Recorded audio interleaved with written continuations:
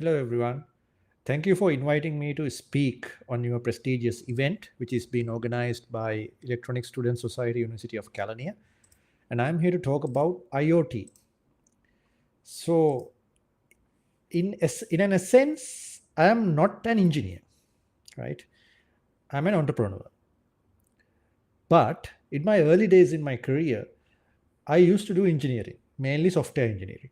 For about 6 years, I did that, and afterwards, I moved more into a software architectural level or administration on the startups. So I'm kind of a little bit outdated when it comes to technical jargon as well as actual technical work. So if somebody to ask me how, what particular command or what particular class should I import to get this function, or why this particular error appears, can you help me solve it, then I am not the person you should come to, because I look at things very holistically, because of my position mainly, and the things that I am interested in and the things that I want to do, all those align with a more abstract view, which is like a bird's eye view where I have to decide where my companies should operate in, where my company should go, what to achieve, to strategize, all those things. So because of that, technical technical work is not part of my daily routine, not even my monthly routine. But here and there, since from childhood, uh, I was enthusiastic about making new stuff, building new stuff. Before we bought a computer to my house in 1998, I got my first computer, which is a Pentium 2 one. Before that, for 3 or 4 years, I was heavily engaged with DIY electronics. So I used to buy small ICs, resistors, LEDs, LDRs, and make amplifiers, make alarms, burglar alarms, and stuff like that. And there were a few books. There was no internet. There were only few books in Sinhala that was written at the time that we took, and few of my friends, and we looked at them and we start assembling circuits. Uh, so it was a wonderful time. We got our like there was no PCB boards even. So PCB was something a step up for us. We did a few PCB designs, but mainly our board was copper board. So there was this plywood, very thin plywood board with a copper layer on it. That's what we used to. No, not even a copper layer. It's a thin plywood board that we would drill holes with, normally with a scissor or a small pinching device. So we just pinch a hole and then put our electronic devices, and then we did the prototype by making sure that we clean out the ends of the wires, and then we strangle them. I mean, we just did this, right, to the end of those pins. Nowadays you don't have to do this, you have breadboards. So at that time we didn't have breadboards even. So that was a wonderful start, and most of the circuits didn't work, even though we had figured out the connections as per the diagram. Even though we have figured it out, it didn't work, mainly because the connections were unstable, right? So that's how we made the MVP. And once the MVP, minimum viable product, or the prototype, let's say prototype, forget about MVP, the when the prototype worked in that state, then we got a mouth, and then we started soldering, and the soldering quality was not even that good, right? So then one of my relatives brought a breadboard for the first time from Germany, and that was the beginning of a whole new like an epiphany, right? So I was really into electronics and assembling stuff. And after a couple of years, we bought a computer, and all that went away because I was hooked on the computer itself. But again, we had a few programs at that time to simulate circuitry. uh, I don't remember the software name. It was a pretty basic software, but we could assemble few small circuits and see the outputs and stuff. So nowadays you have Tinkercad and all these. If you go a bit further for mechatronics, you have SolidWorks. So nowadays you have a lot of tools. So at that time we didn't have any, and it was a wonderful time. So we even to get a small output, we had to work very hard. We had to work on it for a couple of days, even to get a very small music out of a IC or there was a transistor called UM66. As far as I believe, that was later became the music for all those chumpang. So nowadays, what you hear as chumpang was actually a music that originated from that UM66 transistor. Just do a Google search and you will find that transistor. So that was my IoT experience. And later on, I had to kind of move on to the software industry, which I have founded few companies, and now after a while, when I was about to build my own house, when I was at the construction of my house, I mean, I decided I want to build a house. Then I researched on IoT, especially stuff like Alexa and how it can be integrated into a smart home. So that was, but when it comes to that, most of the stuff we bought from the market, which had the logo compatible with Alexa and Siri, and we just integrate those into our house for security cameras, for switches, for cleaning bots, for lights, for locks, and some electronic devices that are otherwise not IoT enabled. For example, ACs and fridges. So nowadays, so for that we have that IoT socket. So we can turn it on and off or schedule it or whatever. You can do anything with it. So that made lives really easy. So that was my IoT exposure. And then recently I started working with another project of ours, which was intended to teach STEM to small kids, for kids from age 6 to age 16. So in that particular project, I had to re-experience how today's kids are actually engaging with this electronic stuff. From Magic Bit, Arduino, Gavesha had a really good platform. So all these platforms we are experiencing, and especially when I work in e-learning, we also created a course for Arduino at the very early days of e-learning, where we used to build about 10 different innovations. They cannot be called innovations. They are like kids projects. For example, there's this auto opening garbage bin where you have a ultrasonic sensor. I don't know whether I'm pronouncing it right. Is it ultrasonic or ultrasound? I don't know.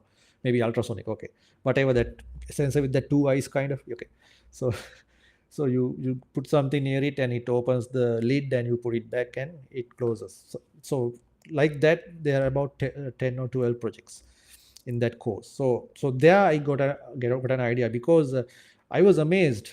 I mean, these are pretty basic stuff to you, but for me, since I came from a background like that, where we had to use those cardboard and plywood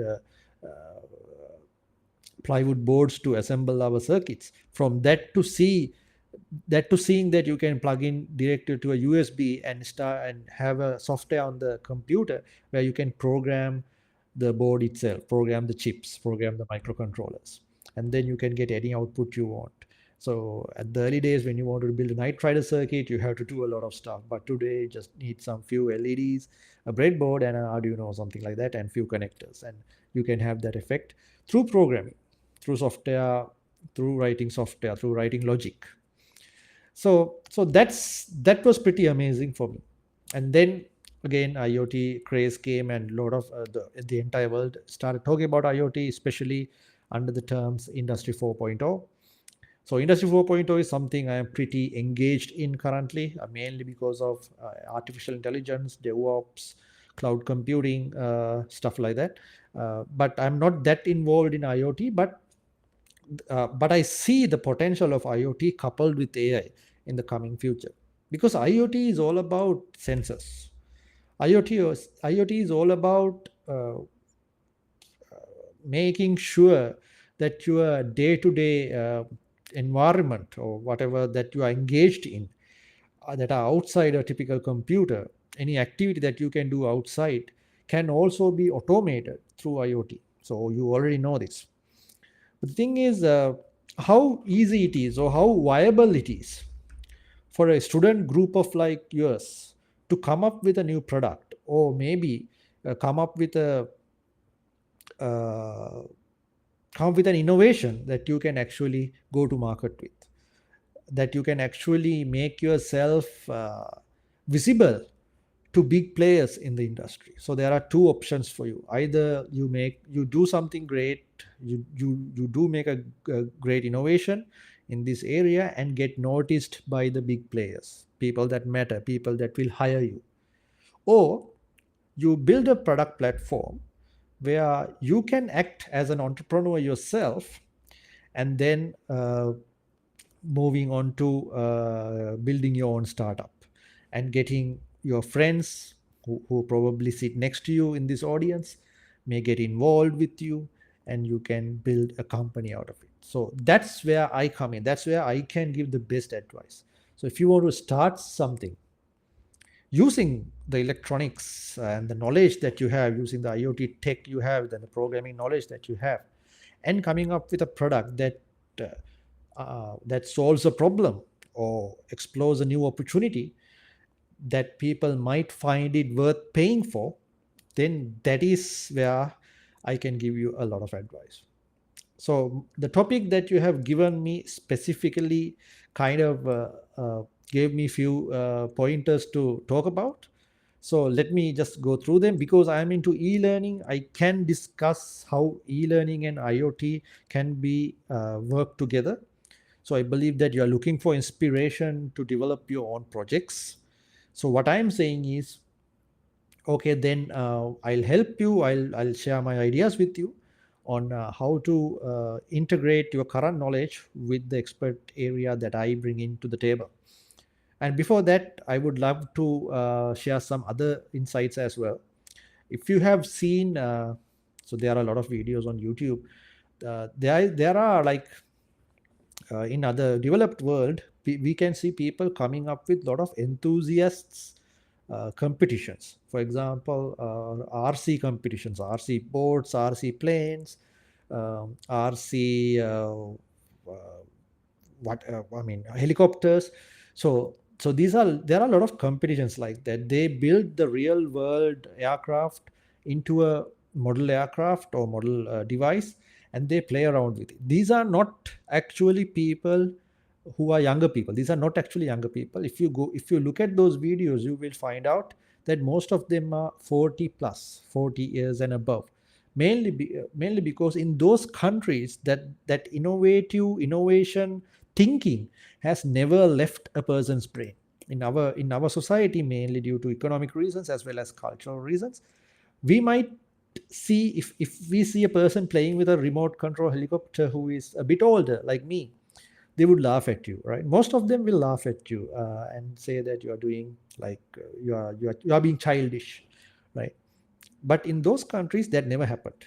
So that's why even the elders, adults, as well as the young adults, all of them can get together and enjoy that feeling, enjoy that moment with their own design devices. So that is a culture that you have to inculcate or popularize in Sri Lanka. So as university student groups, this is one of the major responsibilities of you. I would like to say it as a responsibility rather than a nice to have thing. So I would invite you to build a club amongst universities and start having these competitions, maybe robot fighting competitions. I saw one like few years, like 5 6 years ago in Trace Expert City, and that's about it. But if we are to drive innovation and if we are to create buzz around IoT and make Sri Lanka a major player in that innovative culture, then we have to bring these things. We have to establish these competitions. We have to establish these events. So I would like to invite you, create separate clubs, one for each university even, and start having events like this: RC competitions, uh, robot fighting championships, whatever you can think of that can be videographed and streamed through the internet, which can lead to a lot of people adopting these and seeing that, okay, Sri Lanka is also having this level of technology and people are enthusiastic about it, and we don't have to we actually visit another country, the entertainment that fits a certain genre of people who lived and breathed electronics can easily can easily get together and enjoy their hobby. So I would invite you to think about it and do that, and that will get the community together. So building a community is a must. Most of you will just get through the university years, maybe get the degree, and part ways and go on your own way, right? Most of you will never speak to each other after the university times for years and years. So what I'm saying is that keep that community together, not just a hi or a like in social media, but do something actively together that drives innovation and drives curiosity, and people who see it will get inspired and they would want to join those clubs, they would want to join those activities, not just university students, school students, and even adults. And they will bring in a lot of opportunities for you as well. The network will grow. That networking part of the like-minded people can be easily done through events like this. Okay, so that's some additional thing that you should do, as I would suggest for you to do. I hope that I could see at least one or two events in the horizon where I would love to give up a couple of hours of my time and participate. All right. Now let's go on to some of the points that I have written down here. So when it comes to IoT in e-learning, so e-learning is mostly about. Okay, let me tell you the question about. Tell you a problem in e-learning. So e-learning is, in the sense, I suppose that you all have some sort of experience with e-learning. Maybe 100% of you would have been in a Zoom session, right? But is Zoom sessions e-learning? Not at all. It's just Zoom is a conferencing tool, not a learning tool. So e-learning, if you think about brilliant.com, right? Go there and see what Brilliant has to offer. So that's e-learning for me. For a platform for a platform like that to work, it's perfectly fine working off a computer, but you can enhance the experience using IoT devices. For example, I was playing chess with my son today because he's going to appear in some competition in the next couple of weeks. So he's better than me, right? He's better than me at chess. I could never defeat him now. About a year ago, yes, I could have defeated him, but now he's far ahead. So what I do is I still have to spend time and play with him, to spend quality time with my son. Other than that, play, because when he goes to a tournament, obviously there's another person in front. So if he's playing chess online through a screen, that does not translate to the exact experience that he would be in the actual competition, because there's another live person sitting in front and there's a physical chessboard, right? So what I do is basically I turn on chess.com or live chess on my screen on my computer, and I play as my son. I ask my son to make his move, and I do the same move in the computer, and the AI player on the other side of the computer plays his move. And I am the person who actually moves that piece on the physical chessboard. So that's how we manage it. So he gets the experience of actually having another player in front of him with a physical chess set. So what if I am not around? Maybe I am busy or I am abroad. So is there a way that he can experience the same thing without, on a physical chess set, without having someone spending time with him when I'm absent, right? So that's a problem. When I'm absent, there's nobody else to do that here, right? So that's a requirement. So that's a huge requirement. If you can build a device, I believe that's a requirement of mine. And a lot of young and upcoming chess players, their parents are having this problem, because I know chess little bit, and I know how to train him to be a better chess player. As a parent, that I know that. So for me, I'm a bit far ahead of the curve in that sense. But 99.9% of other parents who he engages in his school, they are not chess players. They get the training to their sons and daughters by hiring a tutor, hiring a chess teacher, right? Or a coach. So, what if we could build a device that could work on a physical chess set and actually play chess with a human player? All you have to do is you need to design a device which has several axes that you can move a grabbing handle like this on XY on that on a plane like this. You can experience it in a 3D printer, right? So or a printer of any kind.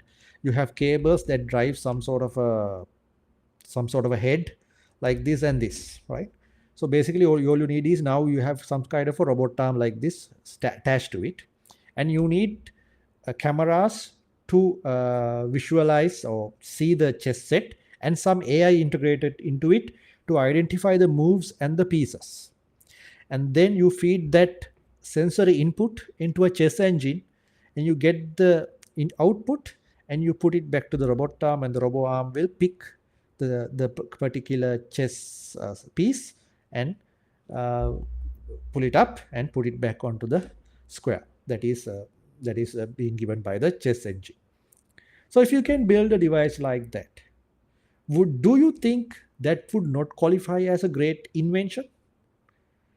I challenge you, it will, right? So, but would it be possible to earn money from it? So, as a hobby project, as a MVP, as a university project, as a prototype, that would be fantastic. You guys could easily do that for your university project, and you will get, because it combines AI, it combines IoT, it's combined engineering, electronics, and all that. I believe the scope of that particular example that I have given will be enough to be accepted by the university, and you will get good marks if you do the product right.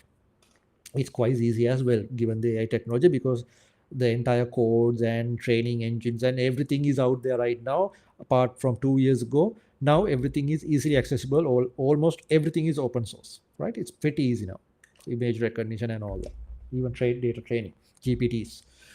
But can it make money? So that's where I come in. I mean, it doesn't have to be a prototype that you put onto a university project. Why don't you commercialize it, right? But before you commercialize it, you have to find out whether it has product market fit. So that is where platforms like Kickstarter comes in. So Kickstarter is for those of you who don't know, Kickstarter is a platform where stuff like this, gadgets and inventions can be published to see if people are supporting that particular invention, and to get a sense of market readiness for a product like that.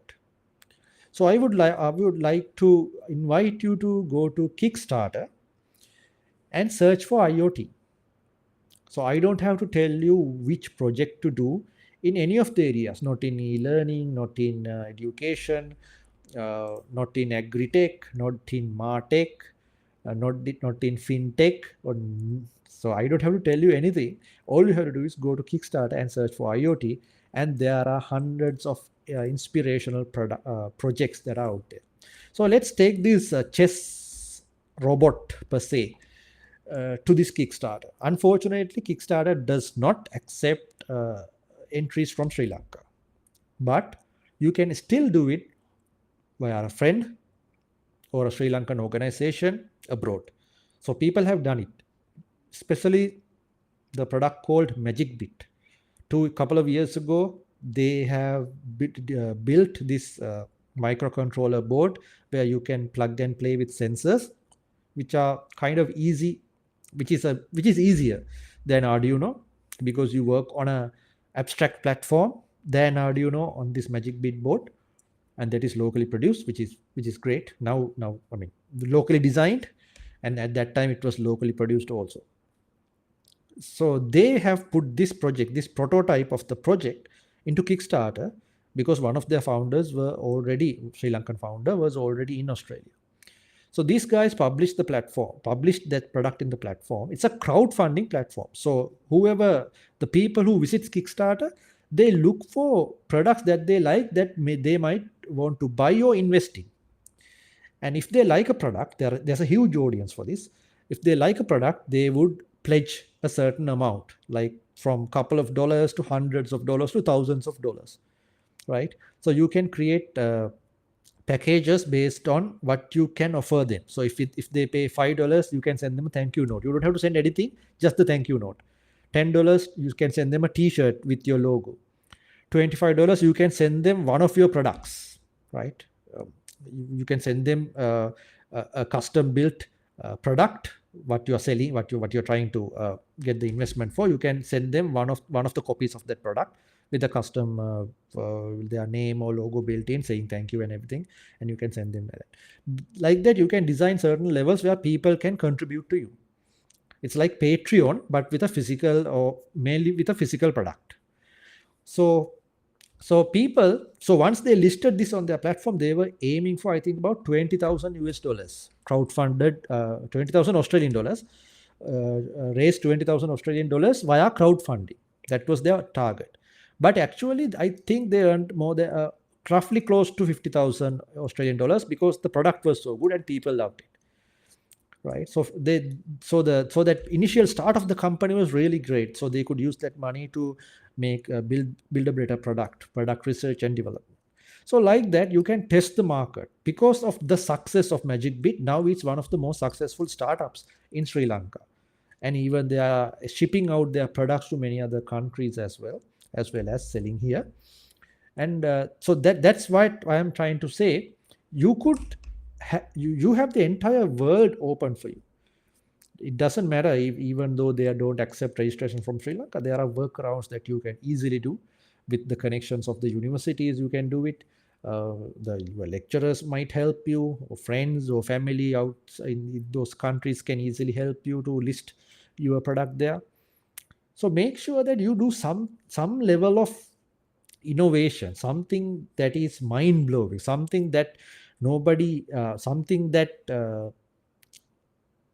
people won't expect you to do, right? Surprise people with your ability. This is what we have done. We have done something that matters. So that's the whole nature of it. Let's take an example. The Sri Lankan cricket team, right? They get all the money in the world, but have they done something that matters? The current team? No, they have not. So at some point down the line in their lives, when they look back at what they did, they will definitely regret their actions. At some point in their life, they might not feel it right now because of certain reasons. I'm not going to delve into those.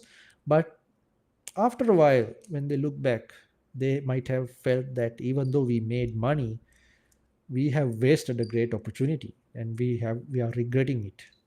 But you guys, in the early 20s of your life, you have your whole life in front of you. If you target or focus yourself to do something great and think big and start trusting yourself, we can do wonders.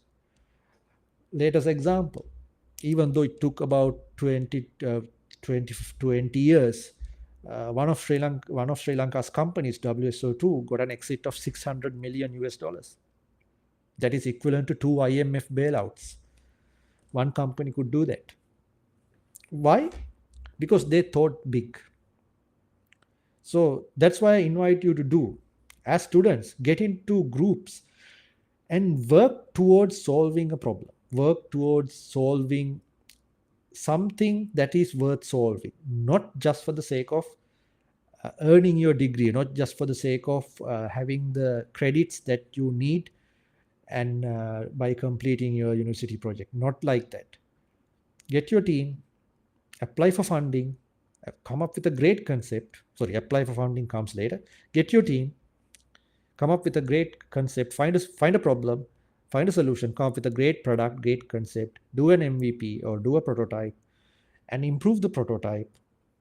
And if the market is ready for it, you have to do market research. As I told, Kickstarter is one such example. There are other methods to do market research. Get it done. and then apply for funding. There are a lot of funding programs out there.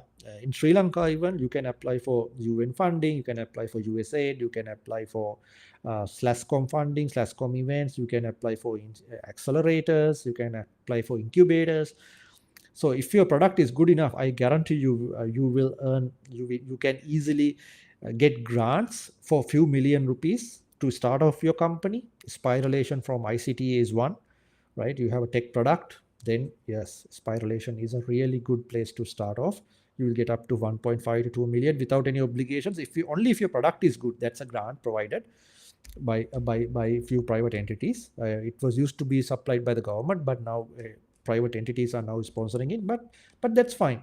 And a lot of other companies also have these kind of programs where where your innovations are evaluated and based on your market readiness and product market fit, and they feel that it's a worthy enough cause to be supported, they will support either through grants or equity funding or through other loans. So there are a lot of ways of financing your projects and get it out there in the market.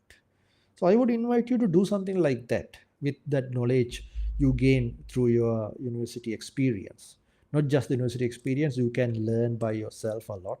So a lot of, it's unlimited learning opportunities are out there. So instead of wasting away your precious time at this particular age, uh, I mean, you should be focusing yourself on achieving something big, because it's so easy to waste your life away, waste time, instead of doing something good, instead of doing something great. So make your mark, make your name heard, make your make yourself an authority in the field that you are in, because whatever the passion that you have, you are the person who is only responsible for that passion, to ignite that passion and do something great. uh, for example, people, I find students on a daily basis uh, who kind of just want to do the bare minimum on their studies as well as in life. When they go to a company to work, they just want to get through the day, they just want to get through the month, right? Do whatever's assigned to them and that's it. So don't be that person. Why waste your time? Why waste your life? Why don't you want to explore your fullest potential? Right, all of us has a potential, and without dying, and you just die away without exploring your fullest potential, what is the purpose of that life? Think about it for a second, stop and think.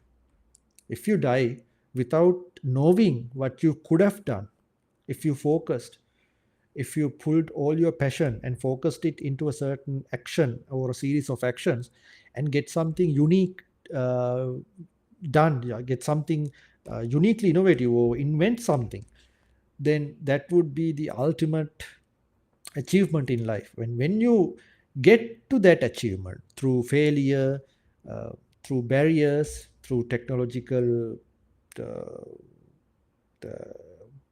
through bugs, or through technological barriers, feasibility issues, little by little, you you kind of overcome those hurdles. So when you overcome those hurdles, it will build confidence, it will build something that you never thought you had. So that feeling a person has to feel at least once in their lifetime. I have felt it a lot, so I know how valuable it is, how in how encouraging it is, and it will make you fearless to go in front of any audience, to speak with anyone, because you have that confidence that I can do this, I have done this, I have done things that are far more complex than this. So get that confidence in you, do something, find something to do and get it done. I don't care in which field that you want to do. So for example, for safety features, if you consider about safety, you can do wearable devices, right? You can do emergency alert and response systems. You can have access control, biometric, RFID technologies, couple it with AI, and make sure AI can make decisions based on certain inputs, and you can extend the functionalities of those existing systems into a whole new paradigm. So IoT is the start of all that, because you have to get the data, you have to have the sensors put in the right places in order to get the data and analyze it. So with AI, all of this has been really uh, revolutionized actually. Then also there are a lot of tools, software tools. For example, if you get an ERP system, right, ERP system or warehouse management system, most of the time a person looks at the warehouse, counts them by hand and enters them into the system. Is that a ERP or a warehouse management system? No, it has to be automated, it has to be done through IoT. So talk to companies who already have HRIS systems, ERP systems, CRM systems, warehouse management systems, even library systems, pharmacy systems. Just go and see what can you do with them to integrate IoT into those systems. I guarantee you most of the systems are, as I told you, they work with data only. They don't have the hardware devices necessary to support them collecting those data automatically. A person has to be there to enter the data. So remove that person, get rid of that person, use design devices that can work with those systems via APIs. And then those companies will welcome your product. If you do it right, those companies will welcome your product. And you will create a name for yourself in the market. People will start knowing you, and not just do it, make sure you publish it, make sure you tell the world what you have done. That is far more important. That is in the same important levels as actually doing the product. To talk about it online, use social media. Don't use social media for nonsense. Use social media for that, for reputation building and management. Create a LinkedIn profile, and whatever you do on a daily basis to increase your knowledge, share that knowledge, or whatever you do, whatever you invent or whatever you try out and failed, even share that too. Share your journey in social media, and that will enable you and position you as an authority in the field, and you don't even have to look for jobs. They will come looking for you if you do this right. If you are brave enough, or if you are creative enough, and if you are forward enough to talk about your failures, your successes, and what you've been doing, how do you design a solution to a problem using IoT and software systems and AI nowadays especially, and you put it on a link on a LinkedIn, Facebook, and other social media platforms, that will grab attention and people will start coming after you for more solutions. Trust me, this worked for me, even though I'm not in IoT. For other stuff that I have done, especially for learning management and AI, people are coming after me. Even you guys invited me after seeing something that I have done online, right? So that's right, exactly like that. People will start looking for you and coming for you. So make that opportunity for yourself. Get it done. Get a name built after you. When I say you, maybe it's a team, not just single person. That is also a possibility. And then we have AI powered voice assistant. So I've been working with a Australian friend of mine for a product which is a humanoid assistant. So it's a holographic assistant, AI assistant, a real person in holographic form that would talk to customers in a shop, in a bar, in a clothing shop or a electronic store. So we can go up to that AI assistant and we can just start discussing with natural language, and that assistant will help you like a human would. So it's holographic based. We have built it and it's deployed in several shops and companies in Australia, and a derivative of that I've been using here. So I think I have shared some information with you on that. I believe the host of the program will announce how to get that opportunity and try it out. So that's one of the things that we have done recently. And then also agriculture. Sri Lanka is an agricultural nation, so there are a lot of opportunities to increase productivity, identify uh, diseases, make sure the plants get water and fertilizers on time, control the climate. All those things can be done through IoT, and few companies, I think AI Grow is one that are already doing it, and few other companies are also researching into it. because agriculture, you have to eat. Whatever AI replaces as jobs, still there should be the humans should also be able to, I mean, the necessity of eating, right, the necessity of food, necessity of clothing, medicine will never go away, so we have to have some input in there. So IoT can really help those sectors, health sector especially. So we have a startup in Sri Lanka called Gendo Innovations. One of my good friends, Kirti, is in that. So they have built a device that can measure non-invasive measurement of certain diseases.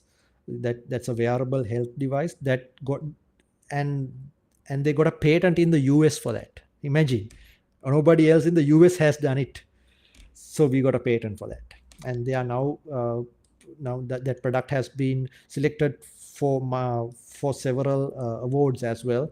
So it's big news for Sri Lanka. Nobody knows this stuff, right? I have interviewed this person in my YouTube channel. Maybe if you have time, go to Sanjaya YouTube channel. Oh, no, actually, this was an e-learning YouTube channel, elearning.lk YouTube channel. I have talked about this with him. So how to get a patent in US or something. Just have a look. So that's an IoT device. So that's the thing. So you have to find a problem, a very particular example, and give a perfect solution. Do not try to generalize it, narrow it as much as possible, find a very specific niche. That's the best way, the fastest way to be successful in today's world. If you do a generalized product, you have to compete with a lot of people, a lot of other products. But if you find a very unique niche, then most probably either few players or maybe you are the only player in that niche, which will, if it's a product, if it's a problem that worth solving and people are willing to pay for it, then you have achieved product market fit, which will drive huge success in your life. You might be able to buy your own Tesla by the age of 30 if you do it.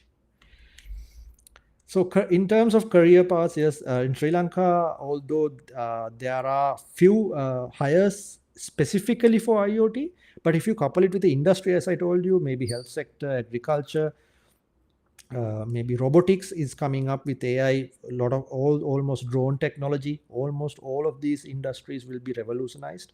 So robotics is at the heart of it, at the core of it. So IoT is also automatically in there with that. So make sure that all from tea plucking to harvesting other agricultural harvest, and maybe even transportation, drone based delivery. So there are a lot of opportunities and a lot of room for improvement even in Sri Lanka. So think about those and try to get that tech, and don't just limit yourself to Sri Lanka. Make sure that that product can be scaled globally as well, and a lot of collaboration opportunities with local startups. So as far as Magic Bit is one company that would love to share their knowledge and have collaboration opportunities, and I believe Gavesha is also like that. So there are a lot of companies who are willing to collaborate with young minds like you and get many major product innovations out there. So learn, just learn whatever you can, whenever you can. Watch videos, see what the world is doing, get into those groups in Facebook and LinkedIn, talk to those people, have groups and clubs of yourself, and then invite certain other clubs in other countries to share knowledge, and maybe they will help you with equipment even. And as I said, you have kind of a community gathering where certain events will take place, and showcase innovation and have some competitions running. Network with people who are like-minded, may stream them on social media, make a big fuss about it, make it a glamorous event. So it will be great for you guys to spearhead that, because I have not seen it apart from here and there, few projects here and there, but most of the projects will die off once you get out of the university, which is not the case. It is not what you should be doing. So I believe in terms of IoT, that's all I can share, because I, as I told you, I know what to do, but not how to do it. But you guys are the people who knows what. If you can figure out what to do, then you know how to do it. So that's a very unique combination. So make sure you get some work out of it. Make sure that you don't waste your time in this very particular period of your life. Don't waste it pursuing something that is not worthwhile. Don't waste it on stuff that does not convert or increase your productivity. Make sure you focus yourself and bring out something that is truly unique, that when your parents, your friends, people who said that you cannot do it will be speechless, right? I'll show you what I can do. This is what I have done, right? Make that name for yourself. When you achieve it little by little, when you get there, that feeling will drive the rest of the journey, right? You just have to start somewhere. So make sure, start somewhere. There are a lot of support for entrepreneurs, startups nowadays than before. So don't worry, start it. You have a couple of years to fail. You have time in your early 20s. You have like 4 or 5 years to try and fail. So make sure you try a lot. And if you go broke, if you fail, so be it. That's fine. It's a learning for the next step in your life. So I believe with that, I would conclude my speech. So the takeaway is that be self-motivated, either by yourself or as a team, and find a problem that you have to solve in the country or in the world, and then come up with a product or a prototype, and maybe think of expanding it and commercializing it as a product as well. So there are a lot of support in Sri Lanka for that. Even in Sri Lanka, there are a lot of support for that. You get it right, the world is your oyster. So I hope that somehow influenced you, motivated you to do something different than the rest, and make yourself an authority figure. And when you look back at life, when you're 50, 60, you look back at your life and you can be truly proud of yourself. We have made a change. We have done something that matters. All right, time to go. So I wish you all the best, and I hope that you will, send me a request on LinkedIn. Just search my name and I'm there. You can add me on LinkedIn and we can have a discussion in the future as well. So thank you for inviting me. Looking forward for some great innovators and inventors from the audience. Take care.